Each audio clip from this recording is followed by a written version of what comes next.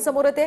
मुख्यमंत्री फडणवीस हे अमित शहांच्या भेटीला गेले। दिल्लीमध्ये फडणवीस शहांच्या भेटीसाठी सध्या दाखल झालेत। तर फडणवीस आणि शहांमध्ये महत्त्वाच्या विषयांवर चर्चा होणार असल्याची माहिती आहे। आपण पाहतोय सध्याची ही महत्त्वाची घडामोड।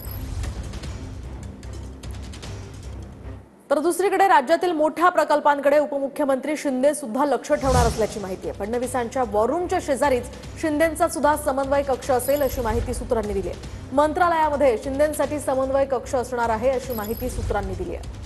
अधिकची माहिती आपण जाणून घेऊयात आमचे प्रतिनिधी कृष्णा सुमार वाडकर यांच्याकडून। कृष्णा, काय सांगाल? राज्यातील मोठ्या प्रकल्पांकडे उपमुख्यमंत्री शिंदेंचंही आता लक्ष असणार असल्याची माहिती मिळते आहे।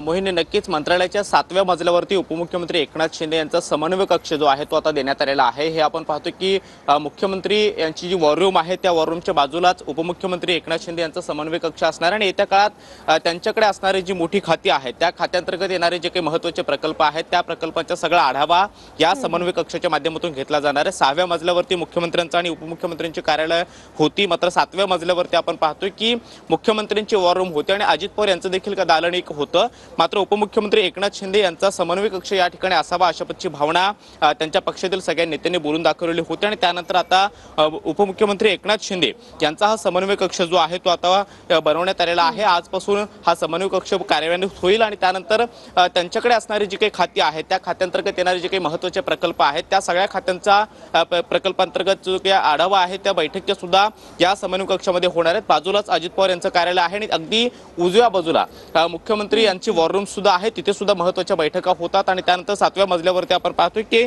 कॅबिनेट बैठका सुद्धा होतात। मात्र आता या ठिकाणी उपमुख्यमंत्री एकनाथ शिंदे यांचा समन्वय कक्ष देखील असणार आहे। उद्योगमंत्री त्यांनी देखील काल जी काही प्रतिक्रिया दिलेली होती त्यावेळी असं सांगितलं होतं उदय सामंत यांनी की आमचा समन्वय कक्ष जो आहे तो 7व्या मजल्यावरती आता होणार आहे आणि येत्या काळात काही महत्त्वाच्या बैठका त्या ठिकाणी होतील आणि त्या बैठकांच्या माध्यमातून जे काही महत्त्वाचे प्रकल्प आहेत त्या प्रकल्पांचा आढावा घेतला जाईल आणि अखेर हा समन्वय कक्ष जो आहे तो आता कार्यान्वित झालेला आहे। मंत्रालयाच्या 7व्या मजल्यावरती उपमुख्यमंत्री एकनाथ शिंदे यांचा हा समन्वय कक्ष आपल्याला पाहायला मिळतो आहे। आजच हा समन्वय कक्ष उघडला जाईल आणि त्यानंतर येत्या काळात अनेक महत्त्वाच्या बैठका